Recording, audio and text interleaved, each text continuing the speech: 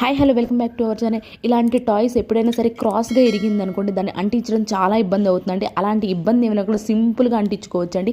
ఈ చిన్న చిట్కా చేస్తే చాలు, సింపుల్గా ఈజీగా అయితే అతుక్కుపోతుంది. ఎరైజర్ ఉంటుంది కదా, పిల్లలు వాడుకునే ఎరైజర్ని తీసుకొని ఎంతవరకు అయితే హెడ్ మనకు పెట్టాలనుకుంటామో అంతవరకు ఒకసారి ఫెవికిక్ పెట్టేసి అంటించేసేసేయండి అడుగున.